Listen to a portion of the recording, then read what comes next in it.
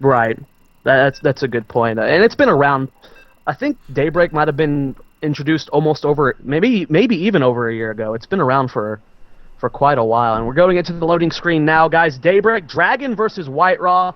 Score is currently 1-0 in favor of Dragon. Daybreak is WhiteRa's map choice.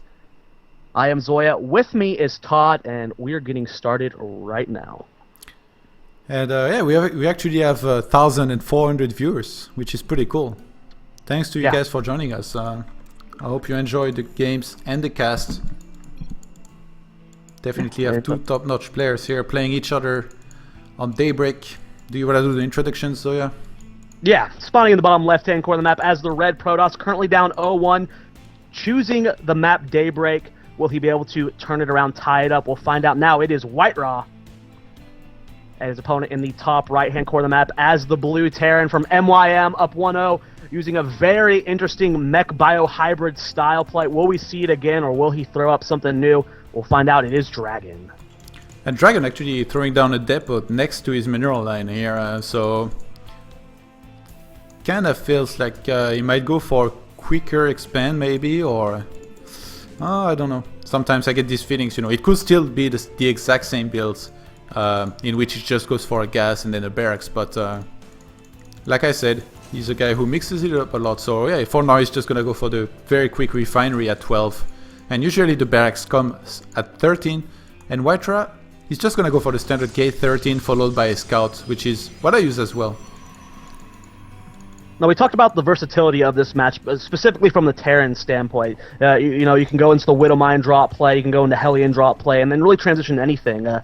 You know, with this gas first, and the current state of Heart of the Swarm, is there any possibility that we'll see Banshee play in this matchup? I think it's very little, the possibility. Maybe if a Terran's like Nama plays, some guy who really likes Banshees, you might see them, but Mines, Hellbats, and just Medivac drops with Marines and stuff in them are just like so much better. If I see somebody go Cloak Banshee, I would be so happy, just because it's much easier supposedly to play against. But then again, sometimes, you know, you might get surprised by a Banshee. I just think that the other openers are much better right now for Terran. That's why they use them. Like this is such a crisp build, you see? His barracks finishes, he has exactly enough gas to start his factory immediately. And this comes so fast. I feel like the way to punish it should be maybe a 4-gate sometimes, but that doesn't really work because the mines one-shot almost everything. But maybe Protosses can come up with a build where you sack some probes into the mines and then you go in with your units and you kill your opponent.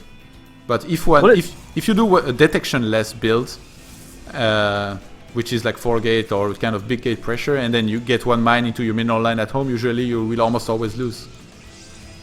Yeah, it's definitely a risky play. I mean, you almost have to go Stargate or Robotics, or at least an early Forge even, you know, against Terran in this state of the game. I mean, Widow Mines are just, they're so common. It's kind of like the Hellion play in TBZ Wings of Liberty meta. It's just to be expected. It's just the standard opener. We do see Stargate is going to be the option here from WhiteRa, not even trying to deny the scout. Dragon sees everything. How often are you personally opening just fast Stargate in this matchup? Is it most of your games? Almost never, especially if I see a gas first, because mines, they one-shot oracles, so why would you go oracles if your opponent has the direct counter? But WhiteRa, well, he's the Grandpa Toss, he does anything he wants, he goes for special tactics, even when he's countered he can make it work. Last game was actually really close. If you think about it, I feel like his composition was directly countered by dragons, but somehow it was very close till the end, until there was a big fight that WhiteRa completely lost. But I feel like he can make anything work. And Dragon, I think in this game, he might go for the attack up front with Marines and maybe drop some mines, or the other way around, which is very strong. Because it arrives at around 7 minutes, Protoss will almost never have detection, and even if they do, the Medivacs are so fast that they can drop into the middle line. You will stop mining time from your opponent. In the meantime, you're making a command center or two, and you're just going to pull ahead economically as a Terran if you keep on making SCVs continuously. We do see that Nexus is about to finish actually for WhiteRa. Still no command center from Dragon. First two Widow Mines in the medevac. He does have one back home. Actually, no, he picked that up. He does not have one back home anymore, it looks like, to defend against this one Oracle that's on the map currently. Command center going down as well. WhiteRa only having one Stalker back home to defend for now. The Marines still in home to help against that Oracle defense, and we're seeing a second barracks go down around the same time for Dragon, and here comes that Oracle for the harassment. And you know, WhiteRa, I feel like he goes for his Mothership Core a little bit too late. If Dragon had gone immediately for WhiteRa's main, there would be no photon overcharge because of that, because he goes for a very quick Stargate, and the Medivac is now going to enter the main of WhiteRa. WhiteRa has 94 energy. He's actually going to have enough energy, right? Oh, just a little bit too late. A mine is going to be dropped into the middle line here, and another one right next to the Stargate, which is so smart by Dragon. Whichever unit is going to come out of this Stargate is going to get blown to pieces immediately. The Widow Mine in the middle line gets 2 kills immediately. Oh, and actually WhiteRa sacrificed the Stalker on the Widow Mine here. So this one is not going to have detonate ready for the Oracle. And that's so smart, you know. As soon as I saw that Widow Mine next start, I was very worried for that Oracle. But sacrificing one Stalker, you know, maybe he could have even sent in a probe to just take down that charge and you know, save that Oracle's life. Didn't have to cancel. But we do have this Widow Mine over here. What will it kill? It does get that Stalker, but it is cleaned up. And both Widow Mines have been taken out. There's another one burrowing at that natural base. So how many will it get? Oh my Looked God. like it got 4 or 5 actually with that one blast. That is insane. The power of these Widow Mines and their splash damage. It does get cleaned up, though. Take a look at the Harvester's kill tab. 6 have been killed by Dragon this game. And you know, when you do a lot of damage like this, you can almost always expect that it will cross your opponent's mind to go for a counterattack, because he's lost too much. He has to do damage back. But, you know, Dragon, he's anticipating that very well. He's making a lot of units. He's got a tank. And he's actually moving out right now, which is a bit weird. He should definitely be playing more defensive, but maybe he thinks, or he knows that he has enough to defend against this. Actually, these Oracles are going to fly into his main right now. He has to place some units back. He has a mine in there, but oh, if WhiteRa goes around... Oh yeah, never mind, he has a Viking. So he's going to be able to defend against those Oracles very easily. And WhiteRa, he needs to look at his saturation in his main. He has 8 probes on one of the extractors. Oh, wow. That is, and 4 on the other. Yeah, he definitely needs to fix his saturation a little bit. A little bit of you know, when he transferred all his probes away, kind of just flew them back, and a little bit of miss micro on his end. But he does save both of those Oracle's lives. They do get away. Dragon has secured his natural base. Take a look at that income tab, 38 to 34. So despite the damage that was done in the main base and natural base of WhiteRa, he does have that Harvester lead, and we're seeing the exact same, you know, mid-game style from Dragon. He's on the 2 barracks. He has his early engineering bay. He's throwing down his second factory. So again, we are seeing this kind of wonky biomech style. And yeah, WhiteRa, he still hasn't noticed the probes on his left assimilator in his main. And you know, this is a huge handicap compared to how much income he would have if he had fixed that very early on. He's gonna go for a 3rd Nexus.